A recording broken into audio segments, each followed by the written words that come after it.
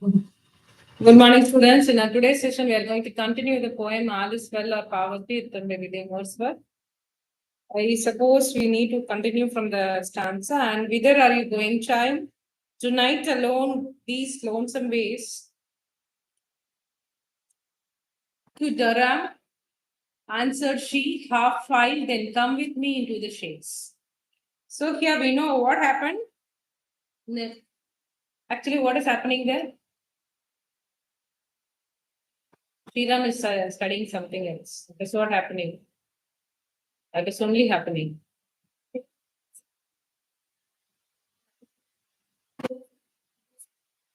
Some noise, and he finds out that it has been made by a girl who is sitting behind his chaise.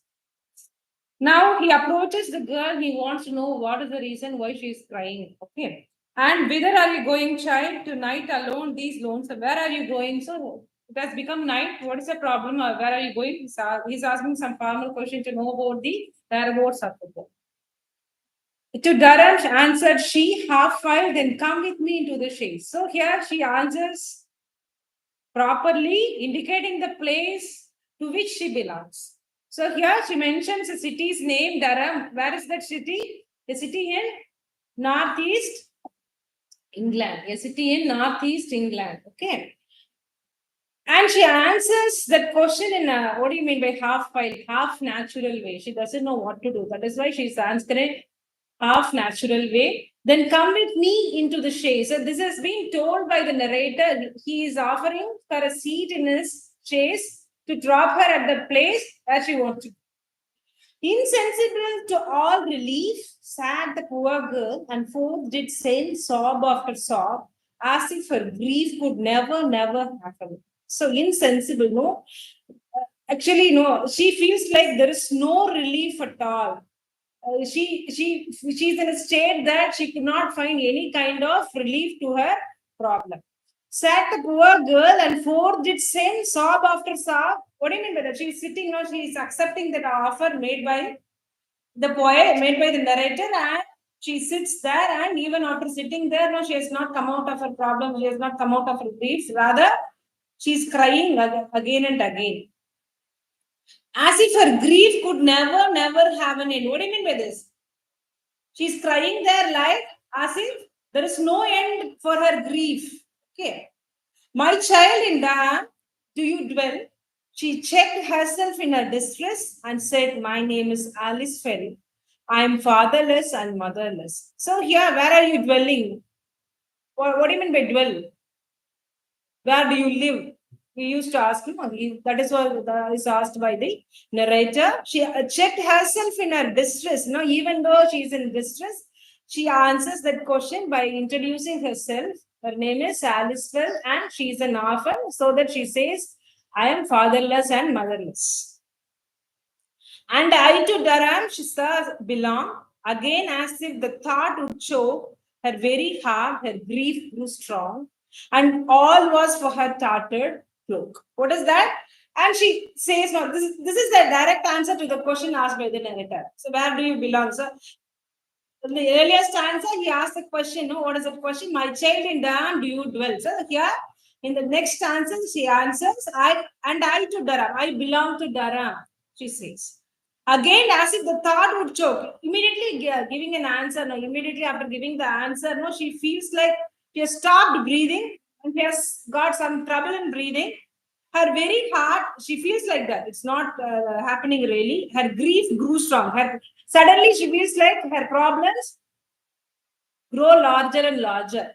And all was for her tortured. Everything is for all such happenings is only for her old, wrecked, tattered cloak. Worn out cloak. Okay. The chase drove on. Our journey's end was nigh, and sitting by my side, as if she had lost her only friend, she wept, nor would be pacified. So the chase drove on. Our journey's end. So here they are moving. They are moving. Our journey's end was nigh. What does it mean by that? They are about to reach the place. What do you mean by nigh here? There's an old-fashioned way of saying near. Near. Okay. They are about to reach the destination. And sitting by my side, as if she had lost her only friend, she wept nor would be passive. And even at that time, now after introducing herself, she has told something about herself to the narrator. Even after that, she continues to cry and cry and cry. No, she's crying that she has lost her best friend, she has lost her only friend, and she cannot be pacified anymore. She cannot be consoled anymore. Would you like to sit with him? Up to the tavern door we post of Alice and her grief I told, and I gave money to the host to buy a new cloak for the old. So they have come to that inn, or what do you mean by tavern door? What do you mean by tavern? So it is nothing but a inn or traveling place for travelers. I mean, resting place for travelers, gathering place for travelers. Up to the tavern door we post of Alice and her grief I told, and I gave money to the host to buy a new cloak for the old. What do you mean? They have reached that place, they have reached the inn, and he knows, no, she's crying for that cloak. He knows that very well.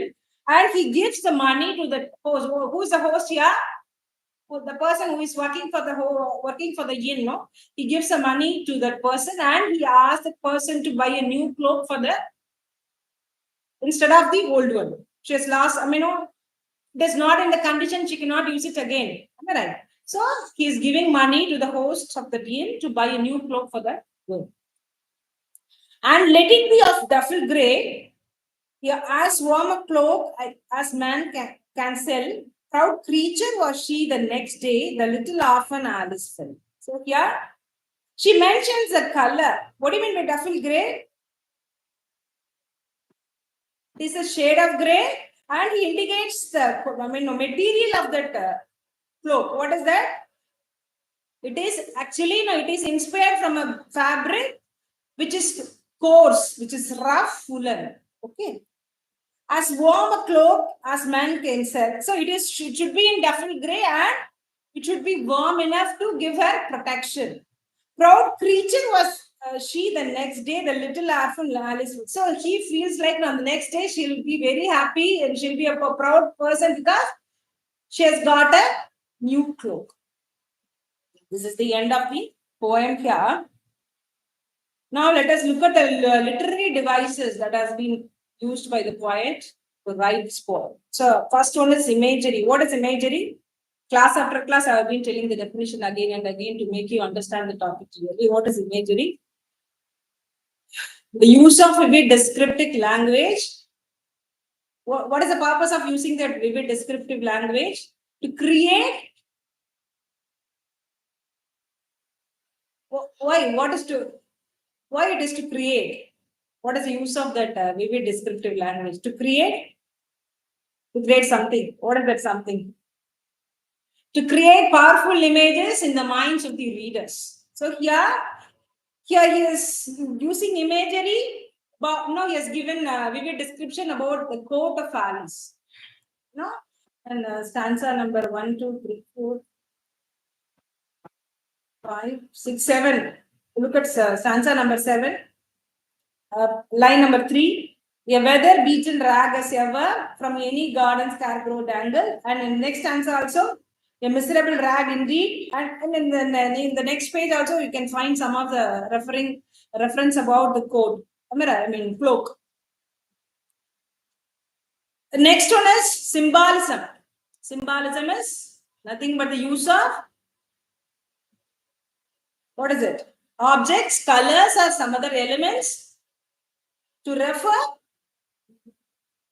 abstract ideas or concepts.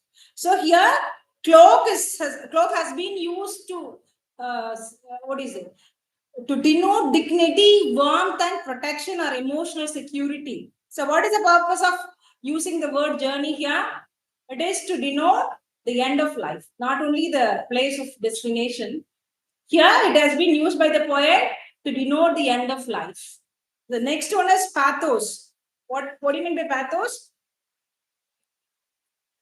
It is a literary device that appeals to the reader's emotions, especially to create pathos in the minds of the readers. So here there is a line, no?